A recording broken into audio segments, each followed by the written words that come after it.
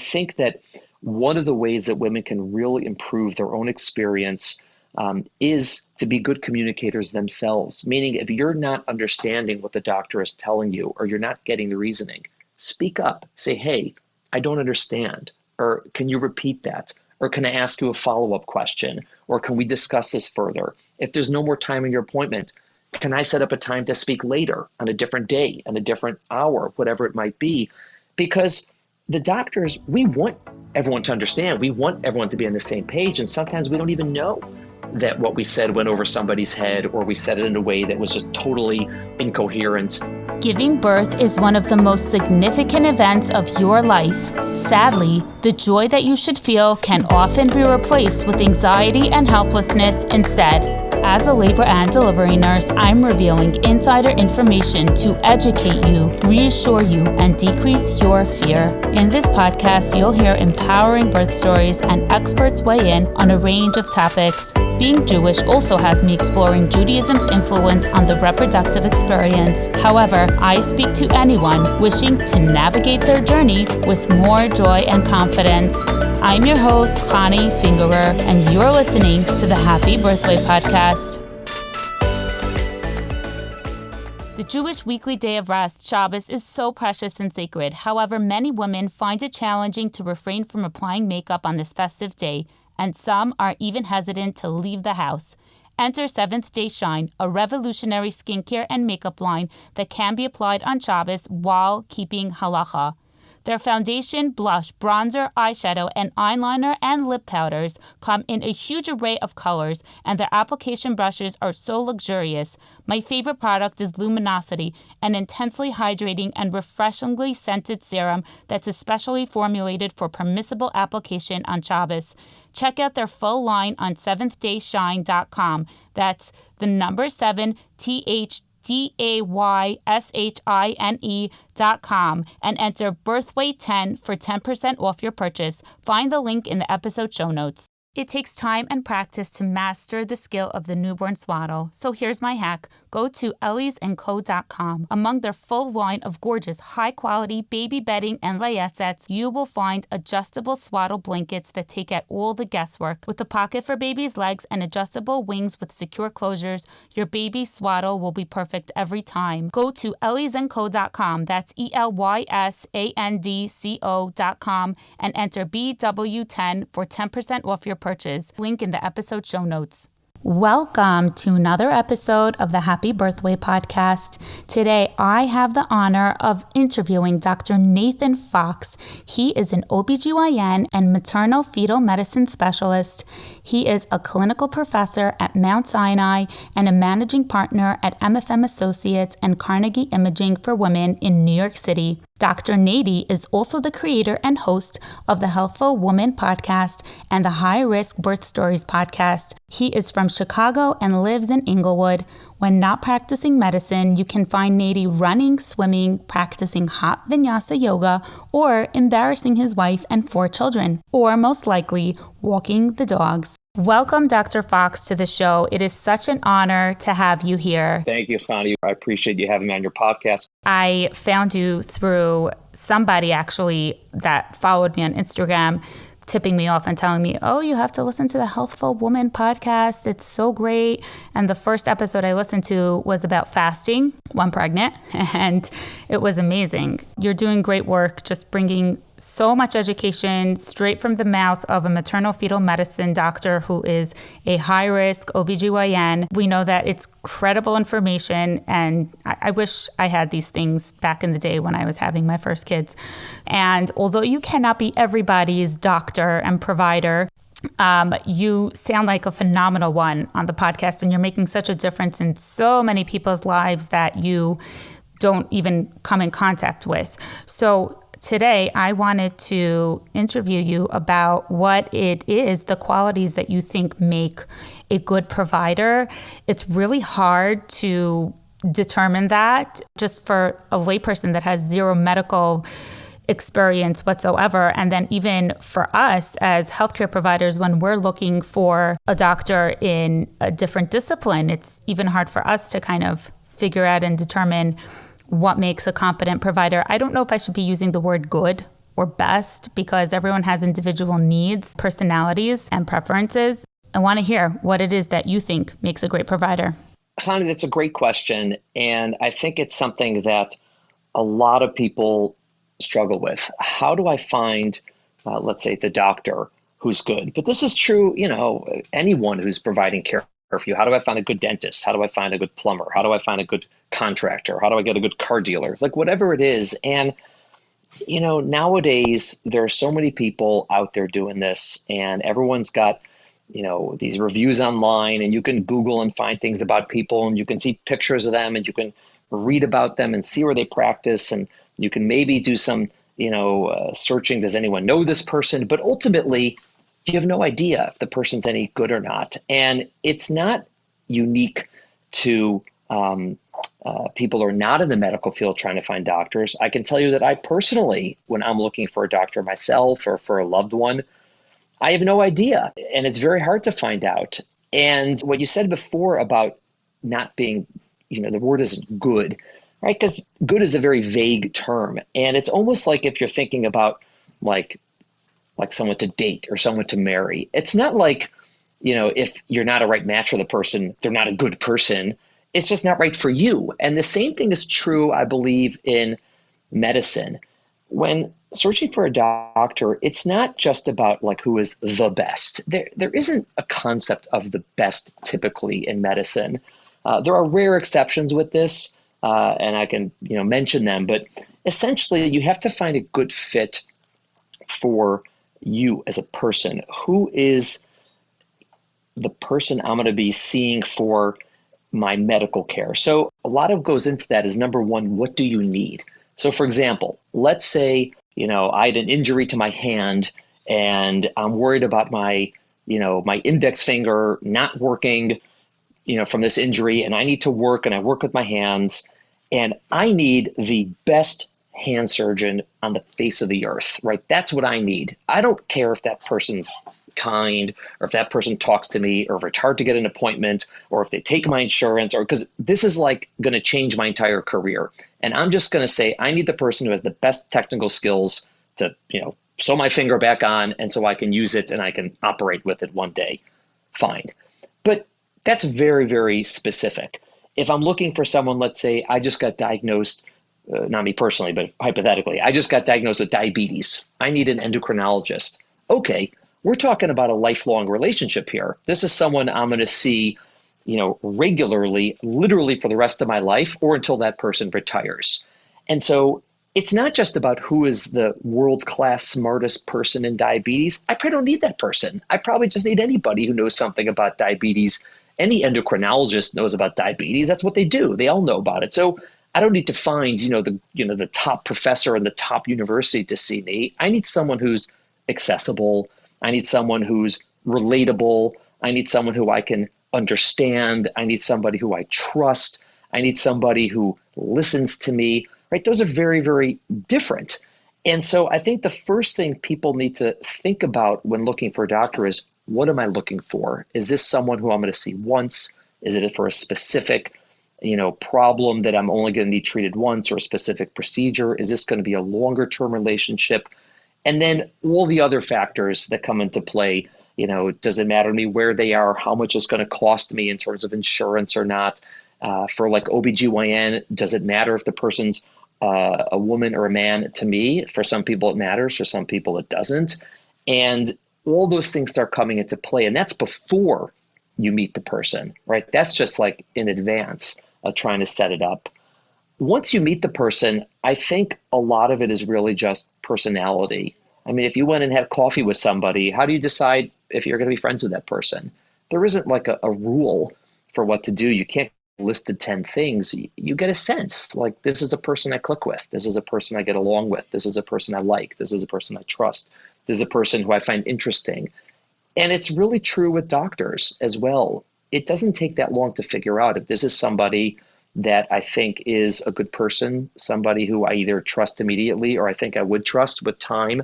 And if not, that's something to really reconsider. Yeah, great insight. Some doctors are phenomenal doctors, but maybe their bedside manner is not so mushy-gushy. They're not sitting there holding the patient's hand and validating everything. And then I see the other end of the spectrum where some doctors kind of are so empathetic and compassionate that sometimes it clouds a little bit their medical judgment. Maybe they'll induce a little sooner than is recommended or whatnot. So how significant is the piece of a doctor listening to their patient and spending that time with their patient to hear all the sides of their situation, not just the health parts of it, but the whole entire social emotional part of it and their experiences and preferences and all of those things? Yeah, I think there isn't, one broad stroke for this. I would say, at least in my field and related to, women's health and pregnancy and fertility, I think for the vast majority of women, it's a huge component of it, if not the most critical component of it. I think it's unusual to run into, an OBGYN or a midwife who's, an idiot, like doesn't know what to do, doesn't know anything about anything, is like a horrible doctor. I guess they exist, but I think that's not really what we're talking about. I think that's not so usual. And I think for most people, the part that really matters is, does this person listen to me? Do they know what I want? Do they care about me? Are they going to go the extra mile for me? Are they going to, give me advice no different that they would give to a family or friends, like that they actually care about me? Obviously, there are situations where you need a specific question answered or a specific thing done. Sometimes someone comes to me for, a second opinion on an ultrasound, and they really first need something very technical, like, do I agree with what this other doctor saw on the baby? And in that case, yeah, does it matter if I'm kind or listening to them so much for the technical aspect of making the diagnosis or not? No, it doesn't matter as much. Would it be nice if I was a nice person? Of course it would be nice, but it wouldn't matter that much in that regard. However, if, let's say, the diagnosis is known and it's not a second opinion of, what is going on with the baby, but a second opinion of, what does this mean? What should we do? How should I move forward? Then you really do need that component, because so much of that is based on, how do I communicate? How do I listen? How do I answer people's questions? How do I understand what they're asking? How do I discuss it in a way that they can both digest and understand? And if they don't, how would I address that? How would I bring them back versus me getting frustrated at them? Right? Then it becomes a massive component, if not the only component, that matters. And so, again, that's a very long-winded answer to a short question, but I think that it's really does depend on the situation. I think the majority of the time it's critical. You can find exceptions to that, but ultimately it's such an important part of what we do every day, and it really, I think, does differentiate for patients which doctor's taking better care of them. Yeah, lots of good information over there. I do agree about that communication part. I mean, I want to emphasize what you said about the communication part, both on the provider side and on the patient side, just setting up those expectations and helping with the shared decision-making process of making a patient feel like they're participating in their plan of care, not just kind of telling them what to do, right? But telling them all the different angles and how things can go. Yeah, I love that. And, these days, most people can't just choose one provider that they can guarantee will be there at their birth throughout the entire thing. Most groups today are a group practice of, several doctors, as big as 7-8 doctors. I work with one group like that. And I think that they all have different personalities. A lot of times someone meshes with one particular doctor, yet there's no guarantee that they're going to be at the delivery. In your experience, do you feel like groups tend to have the same philosophies? Do you see very varying philosophies on birth? Because, there's no black and white with birth. There's so many ways that someone can be treated, whether it's expected management, where we just kind of watch and wait, or more active management of a labor, where we kind of, just apply more interventions. What's been your experience when it comes to group practices? Well, I'm very fortunate that my group practice that I work in we're pretty cohesive as a group. And I think that, again, I'm very fortunate that I work with amazing doctors, both maternal fetal medicine specialists as well as obstetricians and gynecologists, meaning we're not all MFMs, we're sort of multi-specialty. And I think that, group models have the potential to add tremendous value to patient care, but they do have the potential to detract. And I think when they add to patient care and make it better is, number one, when you have multiple people thinking about you, it's less likely that something's going to get not missed in a sense, but you have more people's expertise, right? So, example, if I have a lot of expertise in one subject and my partner has expertise in another subject, no one knows everything about everything. And so you really get the added benefit of everyone thinking about you rather than one person. I think also that you get the opportunity to experience, again, we're talking about pregnancy or birth with different types of personalities, and you'll sort of see what clicks with you and what doesn't. I think it begins to detract if the doctors who work together are really not on the same page with how they practice. And I don't mean like flavors like you're talking about. I mean like different menus entirely. And that is a problem. And so one of the ways to know if a group is functioning well versus dysfunction is if every single person tells you a different plan, right? One person says, we're going to induce you at 39 weeks. Another person says, we're going to let you go to 42 weeks. Another person says, we're doing a C-section at 37 weeks. And someone else says, I have no idea what we're doing. That's a bad situation because they're not on the same page. But a well-functioning group will decide amongst themselves, what do we all think together is the best plan for this particular woman? And let's tell her that plan, like either as a group or one of us will convey it to her, but the rest of us will sign off on it. And that's really when you get the best of both worlds. The reason there aren't a lot of individual doctors anymore, it's just too hard for one person to do this. To be up 24 hours and then see patients all day in the office, I could do it, right? And then be on call the next night. I'll get through it, but I'm not going to be functioning at my best. And who wants me taking care of them when I've been up for 48 hours and I'm smoked and I'm maybe making bad decisions, or maybe, you don't want that from me. And if you're practicing alone, there's no way to avoid that.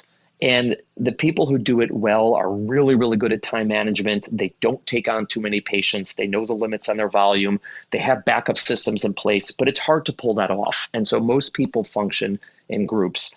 I think what you said before, though, is so critical about communication. It would be wonderful if every doctor was the perfect communicator and did everything exactly right. But we're human. We fail all the time. We don't meet expectations all the time, like all humans in our lives. Nobody is perfect. And I think that one of the ways that women can really improve their own experience is to be good communicators themselves. Meaning, if you're not understanding what the doctor is telling you, or you're not getting the reasoning, speak up. Say, hey, I don't understand. Or can you repeat that? Or can I ask you a follow-up question? Or can we discuss this further? If there's no more time in your appointment, can I set up a time to speak later on a different day, on a different hour, whatever it might be? Because the doctors, we want everyone to understand. We want everyone to be on the same page. And sometimes we don't even know that what we said went over somebody's head, or we said it in a way that was just totally incoherent. And we don't always know when we fail. And when someone tells us, again, not in a combative way, but just like you would in any conversation with a friend or a family member or a colleague, hey, like, I need you to explain that to me again. I didn't get it. That's really when the relationship becomes two-way and much more productive for everybody and more pleasurable in that sense. Yeah, I love that. And when a doctor actually respects a patient that asks the questions and gives them the time to really understand what it is that they're asking and to comprehensively answer their questions, I think that is really a very strong sign of a good provider, quote unquote good, but someone who really is competent and is aiming to give the best patient care. And, going back to the group practice, I think that you're so right, because like you said, doctors are human, even though I know it's hard to believe. You guys work so much. It's hard if you were up all day for 24 hours and then to have to go back and attend a delivery. And there are other benefits, actually. The California Maternal Quality Care Collaborative, they do research on different maternal quality care measures. And they've actually seen that when there are groups that practice and they hand off shifts, the C-section rate has been lower and other areas have been improved just because the provider tends to have a little bit more tolerance because they're feeling good. They're coming in on a shift feeling fresh and they haven't been in the hospital for 48 hours already. So I think that there are some great benefits to group practices, even though some people wish that they could just have that one provider the entire time. As someone who's in a group practice yourself, what do you think about whether a patient should see one provider frequently and not really get to know the other providers? Or do you think that it's better for someone to, really vary each provider that they see at every visit? Yeah, in our practice, what I tell women is they can do whichever they prefer. And I think it really is a preference. For some people, it is critical that they have a pre-existing relationship with the person who delivers them. And they say, you know what, if I show up in labor and someone comes who I don't really know and I haven't met, that's going to be very anxiety provoking for me. I'm not going to be comfortable or calm. And for those women, I say, listen, you really should then meet everybody. Make sure, here's a list of doctors who deliver. Make sure to make an appointment at least once with each one of them. If there's someone who you clicked with immediately, you're good to go. If there's someone who you weren't so sure, make another appointment, just so you can sort of work that out and figure it out. And for other women, it's the opposite. They're like, well, I don't really care who delivers me, but when I'm having my prenatal care, I want to see the same person. I want to ask the same questions to the same person and get the same answers. And I don't know which is better. I mean, different people feel differently about this. I mean, there are models of delivery care that are set up in this country and certainly around the world, like in Israel, where you'll never meet the person who's going to deliver you. You see people for prenatal care, and then you go to the hospital, and there's either a midwife or a hospitalist, as they're called, and they do the deliveries. And some people believe those are better models from a safety perspective. They believe that it's better for the doctor to be a little detached from the patient. I'm not saying that that's necessarily correct, but there are people who not only have that model, but believe in that model. And so it's done. And again, for some women in our practice, they're fine with not knowing the person delivering them. And others, they really don't want that. They want to know the person who's delivering them. So I think it's best to have the option for both and let people decide for themselves how they want to navigate, the group practice, the dynamic in that sense. Yeah. I want to ask you what the latest transfer you had of a patient that came from a different provider, a different group to your group, because like you said, there are so many great providers and I want to always emphasize that. But unfortunately, sometimes someone doesn't mesh with a provider for whatever reason. So I do want to encourage listeners that if they really in their gut feel like something is not the best that it could be in terms of their care, people have messaged me even at like 37, 38 weeks with serious concerns. And I never tell anyone what to do, but they are kind of, wanting some kind of affirmation or something of being able to find a new provider. So I'm just curious to know what the latest time in someone's pregnancy you've had transferred. Since we're a high-risk practice, 50% of the people who come in are transferring, but it's not because, I didn't like my doctor. It's because, I got either upgraded or downgraded based on how you look at it on your flights. I went from coach to business or business to coach. So do you guys only do high risk or do you accept uncomplicated and high risk? We don't turn anyone away because they're too high risk or too low risk. We'll see anybody. But a lot of people do end up coming to us from, let's say it's their first pregnancy or they had a delivery with somebody else, but now they're pregnant with twins, or now they have diabetes, or now they have high blood pressure, or now, whatever, something has come up and either they themselves have decided they want to sort of go to a different,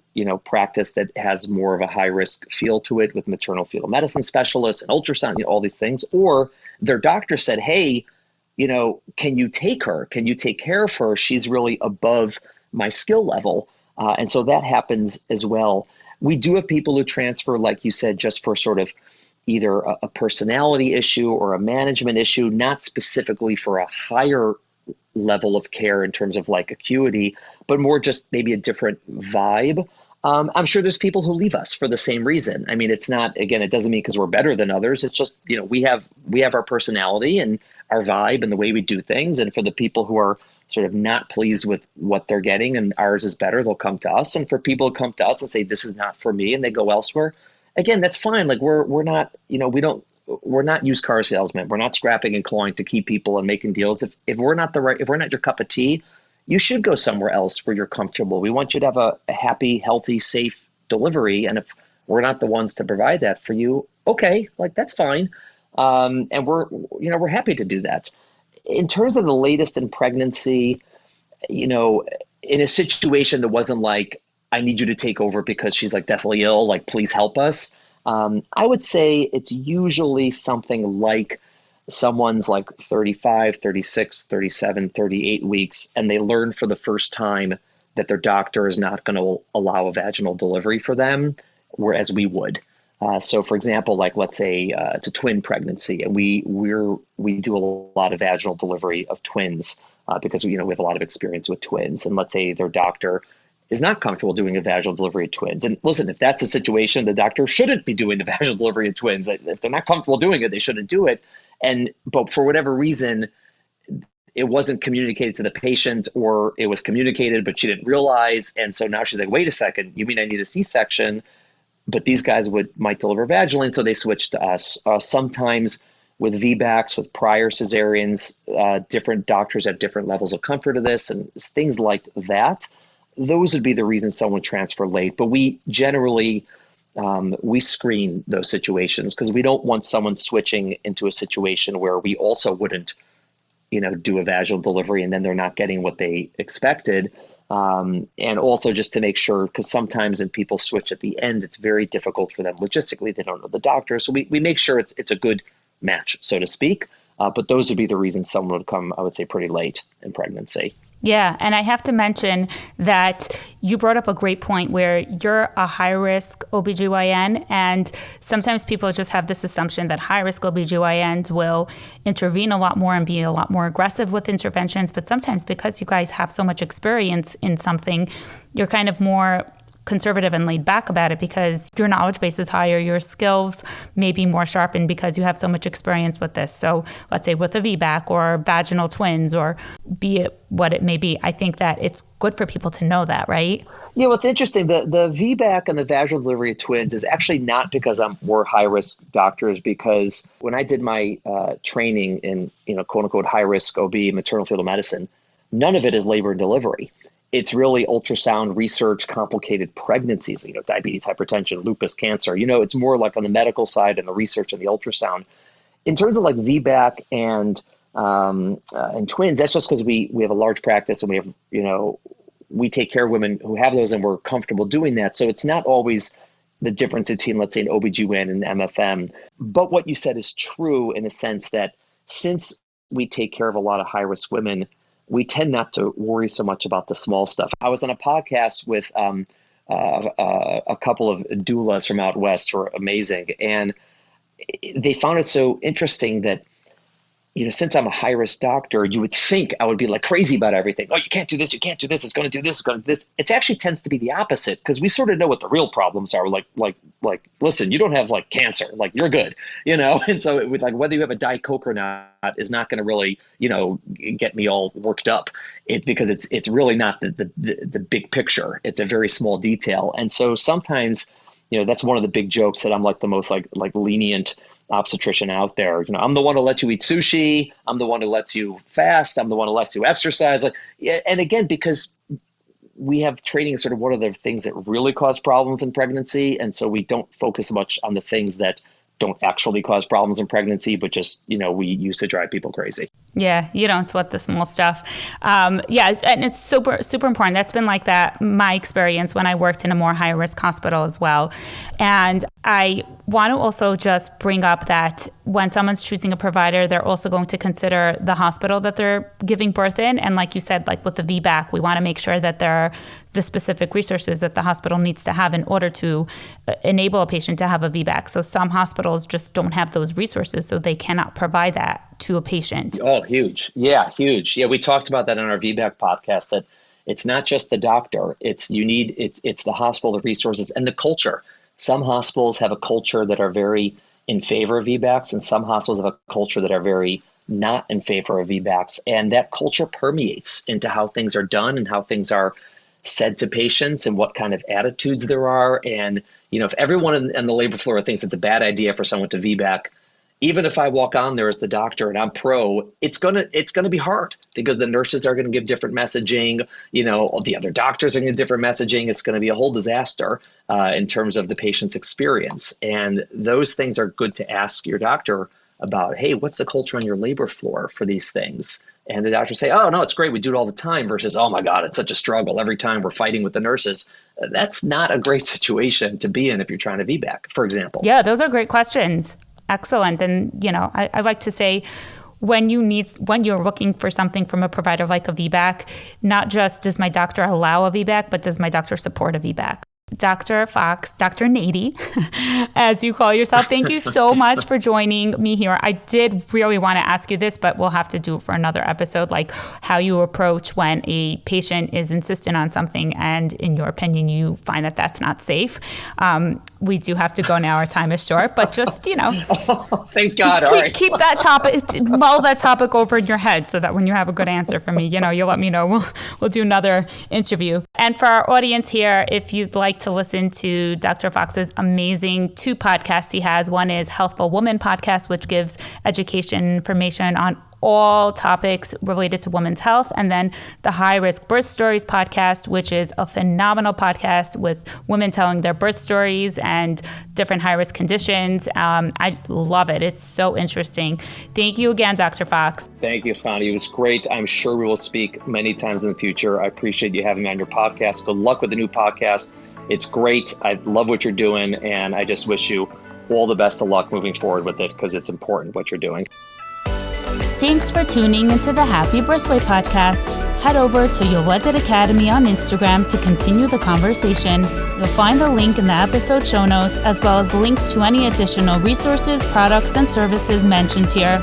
If you love listening to this show, you can help it grow by sharing it with your friends and rating and reviewing it. To stay in the loop when new episodes are released, make sure to subscribe.